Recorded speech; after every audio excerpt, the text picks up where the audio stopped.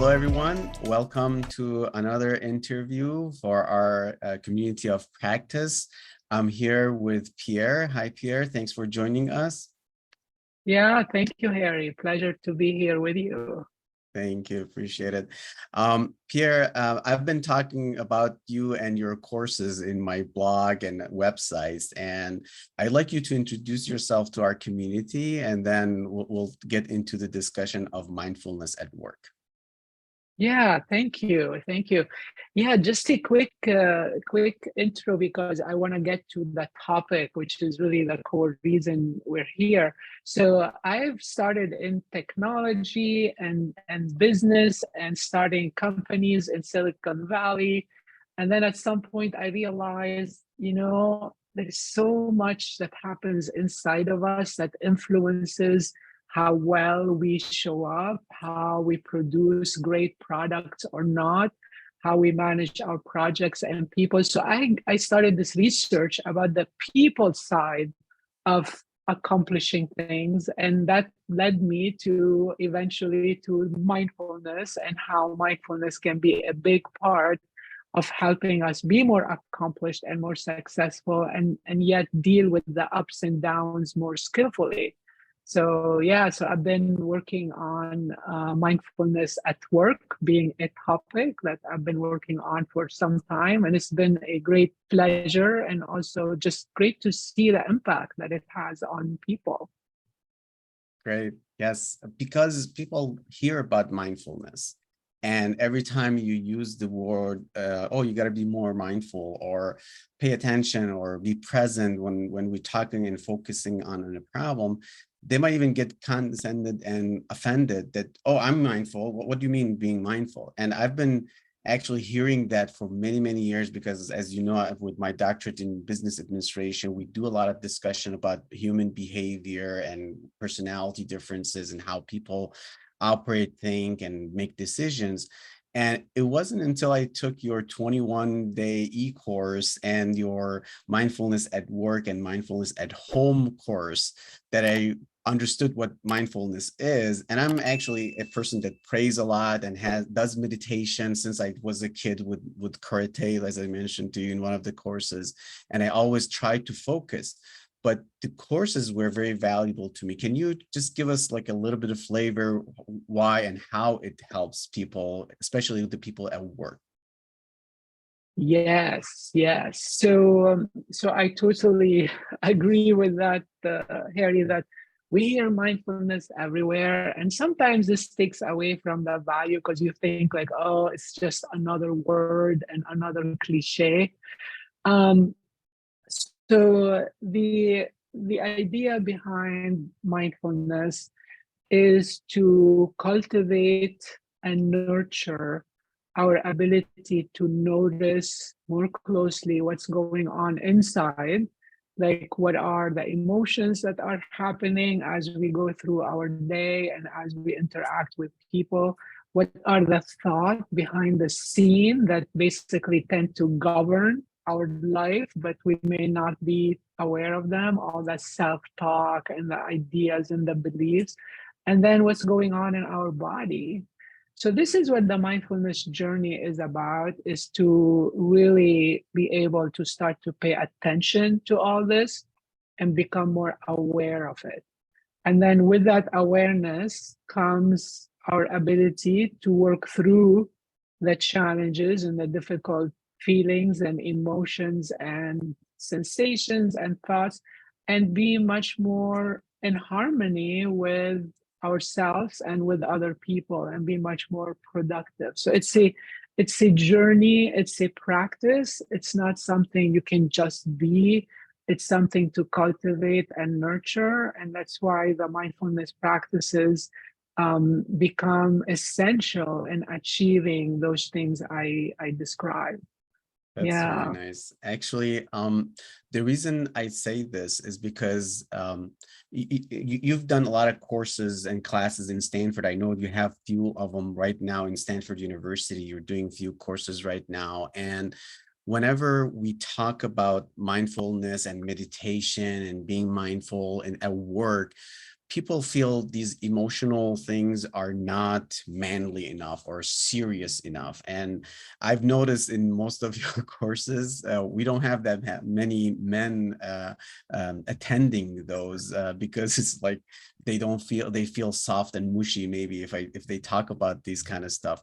What do you think, or what can we get as a message? Because I'm a serious guy and I have a smile on my face, so I'm approachable, so people can approach me.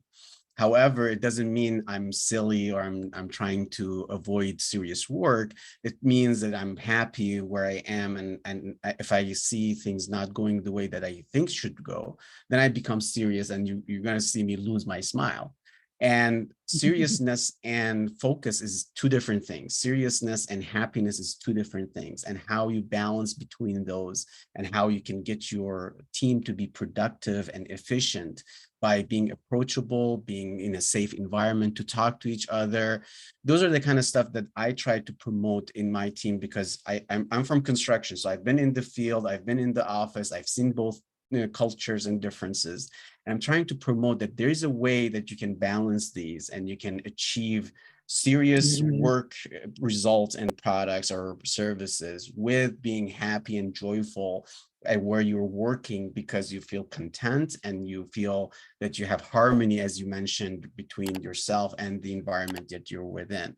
Yeah, so there is that cultural thing, that conditioning that somehow for more men can create that idea that, staying away from emotions, it may not be a sign of strength when we share and disclose what's going on for us.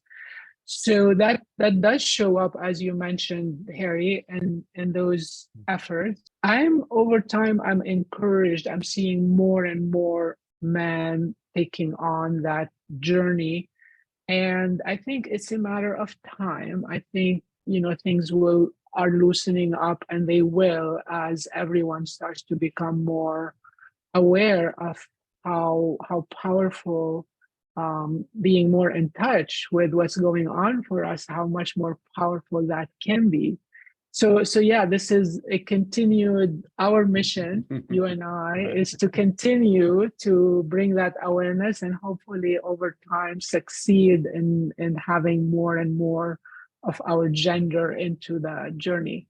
Actually, I So was talking to Brent the other night, and in regards to emotional intelligence and how important it is in decision making, treating our people in the team, ourselves, our family, and how emotional intelligence and self-awareness are going hand in hand when you're mindful about what you're doing and what you're thinking. And the answer I usually give to people is, whenever they talk about inclusivity and having diversity in teams, I always tell them it's not about the gender, it's not about the culture and race only. I mean, those are also important.